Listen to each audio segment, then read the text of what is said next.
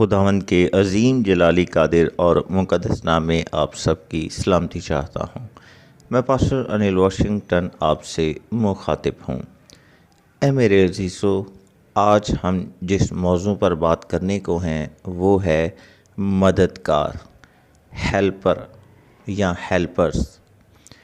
تو اے میرے عزیزو، مددگار آپ کی مدد کرتا ہے۔ جو کام آپ خود نہیں کر پاتے یا نہیں کر سکتے وہ مددگار کرتا ہے۔ یاد رکھیں، خدا کا پاک روح القدس لوگوں میں سے ہو کر کام کرتا ہے۔ آپ پاک روح کو مانیں اور وسیلے کو اگر رد کر دیں یا نہ مانیں یا غور نہ کریں تو آپ بیوقوف ٹھہریں گے۔ مثال کے طور پر خدا کے ایک عظیم خادم ہیں، انہوں نے دعا کی جب وہ سمندر کے پانی میں تھا، یعنی ایک چھوٹی سی بوٹ پر وہ سوار تھا اور وہ اکیلا تھا۔ اس نے روح القدس کو پکارا، پاک روح کو پکارا کہ میری مدد کر۔ لوگ اس کی مدد کے لیے آتے رہے مگر وہ خدا کا منتظر رہا۔ اس نے خدا سے شکایت کی کہ خدا، میں تجھے پکارتا رہا، تو نے میرے لیے مددگار نہیں بھیجا۔ خدا نے کہا، میں نے ایک نہیں بلکہ کئی دفعہ تیرے پاس آیا، تیرے لیے میں نے مددگاروں کو بھیجا لیکن تو نے انہیں منع کر دیا۔ آخر کار وہ آدمی کے سبب سے ہی ڈوبنے سے بچا۔ تو اے میرے عزیزو، یہاں بتانے کا مقصد یہ تھا کہ کچھ لوگ دعائیں کرتے ہیں اور ان کی نگاہیں آسمان پر جواب کے لیے ٹکی رہتی ہیں۔ کچھ دعاؤں کا جواب زمین پر موجود ہوتا ہے، یعنی آپ کی دعاؤں کا جواب لوگ ہیں، لیکن وہ آپ کی مدد نہیں کرتے کیونکہ آپ کا رویہ درست نہیں ہوتا۔ کیونکہ روحانی تو آپ ہوتے ہیں مگر روحانی بالغ نہیں ہوتے۔ یہی وہ لوگ ہیں جو آپ کے مددگار ہوتے ہیں۔ مددگار لوگ ہوتے ہیں اور مددگار آپ کی دعا کا جواب ہے اور جواب ہی آپ کا مددگار ہے۔ اے میرے عزیزو، 3 وجوہات کی بنا پر مددگار آپ کی مدد نہیں کرتے یا وہ آپ کے پاس نہیں آتے۔ پہلی وجہ، کچھ لوگ آپ کے متعلق لوگوں کو بری خبریں دیتے ہیں یا افواہیں پھیلاتے ہیں۔ آپ کا امپریشن جو ہے وہ لوگوں کے سامنے وہ بڑے بیڈ کریکٹر کے طور پر رکھتے ہیں۔ دوسرے، بعض اوقات خدا سے آپ کا تعلق درست نہیں ہوتا مگر لوگوں سے نہیں، یعنی خدا سے آپ کا تعلق درست ہوتا ہے لیکن لوگوں سے درست نہیں ہوتا۔ تیسری وجہ، بعض اوقات آپ مددگار سے صحیح رویہ نہیں اپناتے، آپ اس کا فون نہیں سنتے، سوالوں کا جواب نہیں دیتے، آپ ان سے ملنا پسند نہیں کرتے، وہ آپ کے پیچھے ہوتے ہیں، خدا ان کو آپ کے پیچھے لگاتا ہے لیکن آپ ان کے ہاتھ نہیں آتے۔ تو اے میرے عزیزو، ایک اور میں واقعہ آپ سے شیئر کرنا چاہتا ہوں۔ خدا کے ایک عظیم خادم ہیں، انہوں نے خدا سے کہا کہ آج کی عبادت میں ایک شخص، یعنی خدا کے عظیم خادم سے خدا نے کلام کیا کہ آج جس جگہ تو عبادت میں جا رہا ہے وہاں ایک شخص تجھے 10 لاکھ روپیہ دے گا اور تیری ضرورت پوری ہوگی۔ یعنی اس کی دعا کا جواب آسمان سے لیکن تکمیل زمین پر تھی، مگر اس عبادت میں وہ شخص آیا اور دعا بھی کی مگر 10 لاکھ روپے دے کر نہیں گیا۔ چند دنوں بعد جو ہے خدا کے عظیم خادم کو ایک فون آیا کہ میں آپ سے دعا کروانا چاہتا ہوں۔ ایک جس نے اسے فون کیا تھا، اس نے ایک نئی زمین لی تھی، وہ اسی پر دعا کروانا چاہتا تھا اس عظیم خادم سے۔ تو جو خدا کے عظیم خادم تھے وہ وہاں دعا کے لیے گئے، تو وہاں وہی شخص موجود تھا جو اس دن 10 لاکھ روپیہ انہیں دینا چاہتا تھا۔ اس نے خدا کے عظیم خادم سے کہا کہ یہ 10 لاکھ کا چیک ہے، یہ آپ لے لیں، اور کہا میں فلاں دن جس دن آپ عبادت میں آئے تھے اور دعا کر رہے تھے، میں اسی دن آپ کو پیسے دینا چاہتا تھا، مگر اس دن میرا دل نہیں کیا، کیونکہ میں نے لوگوں سے یہ سنا تھا کہ آپ کبھی کسی شخص کے کہنے پر دعا نہیں کرتے، یا اگر کوئی آپ کو بلائے تو آپ جاتے نہیں ہیں۔ مگر لوگ غلط تھے، میں نے آپ کو بلایا، آپ آ گئے، اور آپ اپنے پیسے لے لیں۔ تو اے میرے عزیزو، آپ کی دعا کا جواب پہلی بات زمین پر ہے۔ زمین پر آپ کی دعا کا جواب ہے۔ کئی لوگ آپ کو جانتے ہیں، مگر کئی لوگ انہیں آپ کے پاس آنے سے روک دیتے ہیں۔ دوسری بات، آپ کی دعا کا جواب آسمان پر ہے۔ فرشتے دعا کا جواب لاتے ہیں، یہ وہ جواب ہوتے ہیں جو دیر سے ملتے ہیں۔ ان کا جواب 5، 10، 15 سالوں میں ملتا ہے۔ تو اے میرے عزیزو، اپنا رویہ، اپنا ایٹیٹیوڈ تبدیل کریں۔ آپ کے مددگار آپ کو واچ کر رہے ہیں۔ تو اے میرے عزیزو، جب وہ آپ کا رویہ درست دیکھیں گے تو وہ آپ کے پاس چلے آئیں گے۔ تو اے میرے عزیزو، میں اب ایک اور واقعہ آپ سے شیئر کرنا چاہتا ہوں، موسٹ امپورٹنٹ، اسے بڑی توجہ سے سنیے گا اور حکمت خدا سے مانگیے گا تاکہ آپ اسے سمجھ سکیں۔ خدا کے ایک عظیم خادم تھے۔ ایک دفعہ ایک کروسڈ میں جا کر انہوں نے کلام سنایا۔ کلام سنانے کے بعد انہیں 20 لاکھ ڈالر کا چیک ہدیے کے طور پر دیا گیا۔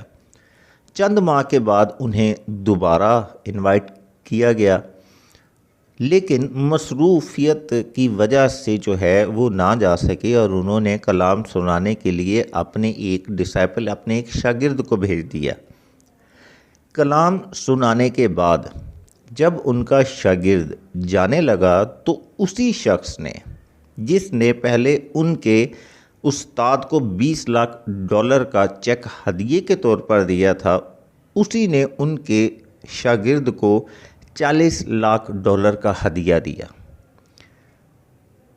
یہ بات جب اس کے استاد نے سنی، خدا کے عظیم خادم نے سنی، تو اس نے اس شخص کو فون کیا کہ جب میں نے کلام سنایا تو نے مجھے 20 لاکھ ڈالر دیے، اور جب میں نے اپنے شاگرد کو بھیجا تو نے اسے 40 لاکھ ڈالر کا ہدیہ دیا، یعنی مجھ سے بھی زیادہ۔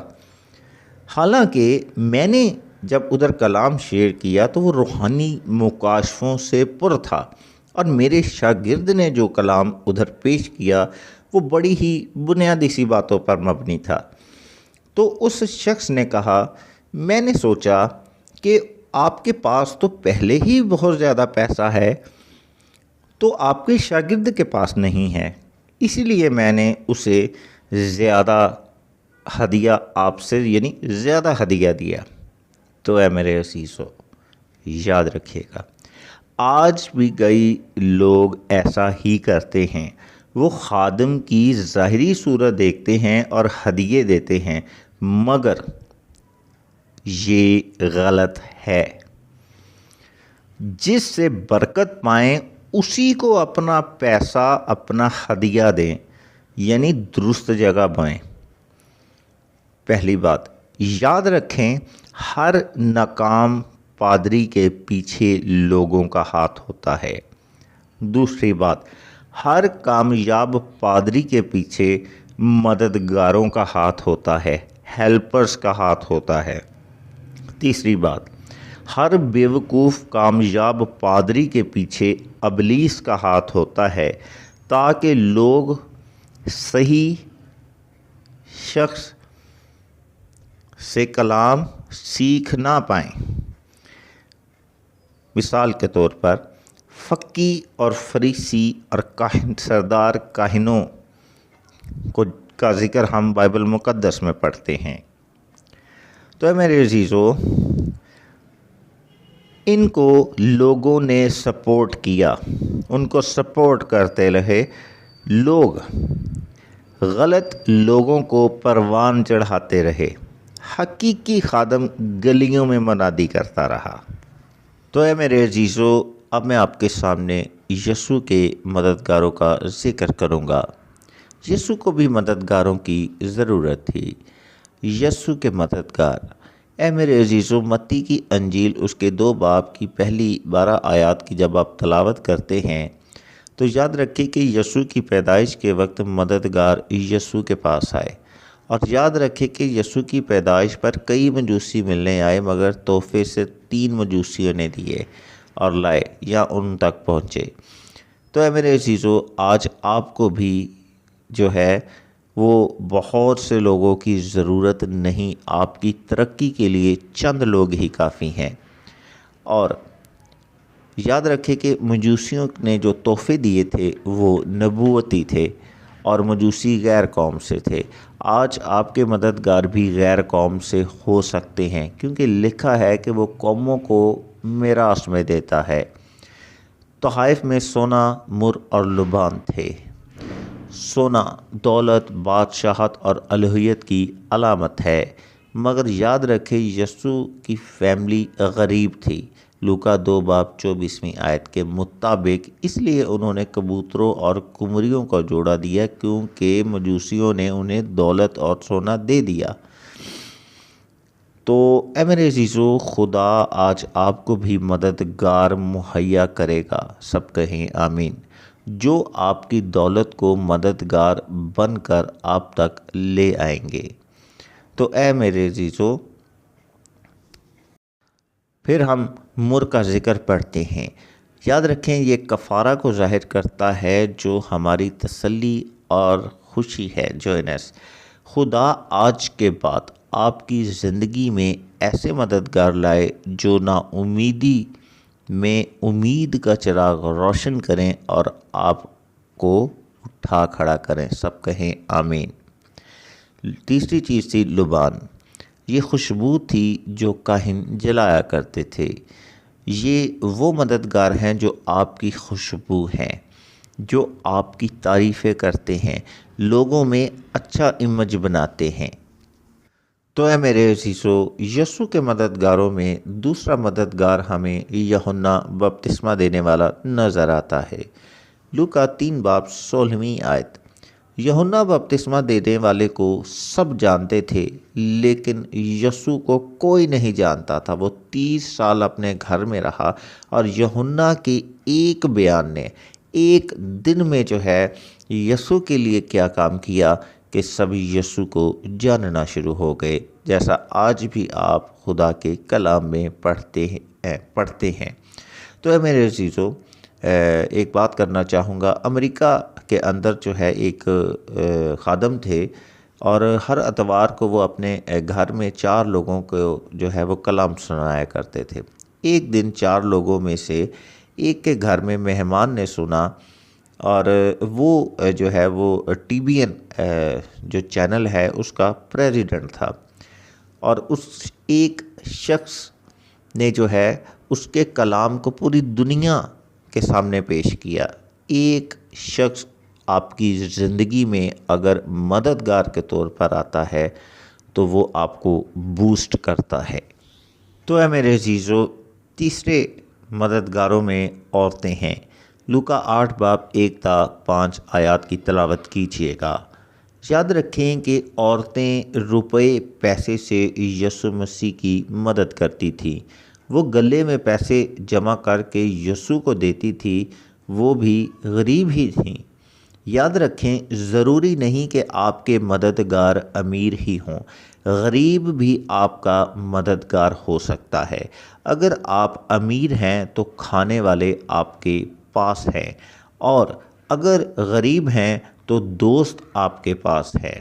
اے میرے عزیزو، یہاں پر ایک بات کرنا چاہوں گا۔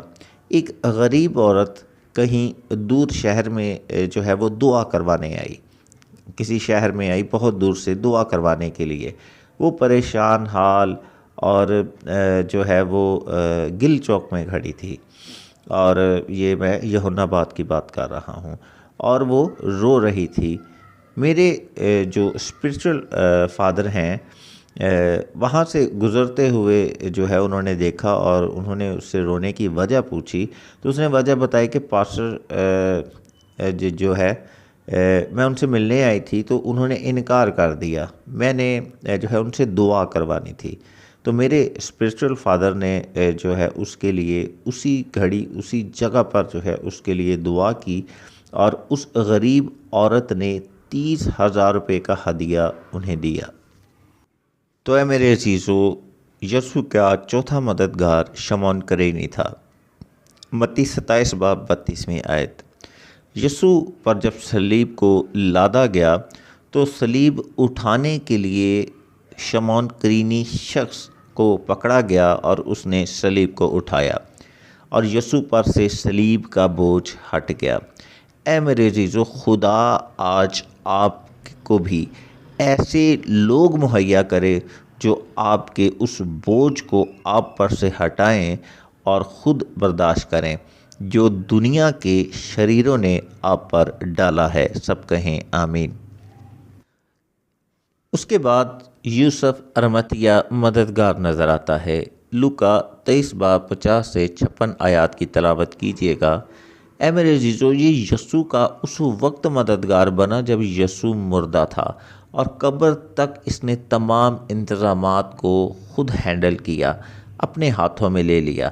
یاد رکھیں، یہ بات بہت ہی کم لوگ جانتے ہیں کہ صلیب پر مرنے کے بعد لاش کو پھینک دیا جاتا تھا، اور جہاں پر ہڈیاں اور اس کی یعنی باڈی ڈیکمپوز ہوتی تھی، یعنی ایک بے حرمتی ہوتی تھی، انتہائی برے حالات ہوتے تھے باڈی کے۔ تو یاد رکھیں کہ آج خدا آپ کو یوسف ارمتیہ مددگار کی صورت میں فراہم کرے۔ آپ کا یوسف ارمتیہ آپ کے پاس ہے جو مردہ حالات میں آپ کی مدد کرے اور آپ کو آپ کی ہڈیوں کو گھلنے سے بچائے۔ اے میرے عزیزو، یسوع کا چھٹا مددگار ایک انجان آدمی تھا، ایک شخص تھا۔ مرکز 14:14۔ یسوع مسیح جب پیدا ہوئے تو سرائے میں جگہ نہ تھی۔ پھر یسوع نے بھی کہا، ابن آدم کے سر دھرنے کی بھی جگہ نہیں۔ اب عید فصح کا جب موقع آیا تب بھی جگہ کا مسئلہ تھا۔ تو اے میرے عزیزو، وہاں ایک شخص یسوع کا مددگار بنا اور نشان دکھایا کہ اس کے ہاتھ میں پانی کا گھڑا ہوگا، اور پھر اس کے بعد ہمیں ایک بڑے عالم بالا خانہ کا ذکر ملتا ہے۔ خدا آج بھی اگر آپ کے پاس کسی چیز کی کمی اور تنگی ہے، خدا آپ کو آپ کے مددگار تک پہنچنے کے لیے اور مددگار کو آپ تک پہنچنے کے لیے نشان مہیا کرے۔ خداوند آج کے کلام کے وسیلہ سے آپ کو برکت دے۔ آمین۔ God bless you all in Jesus' name. Amen.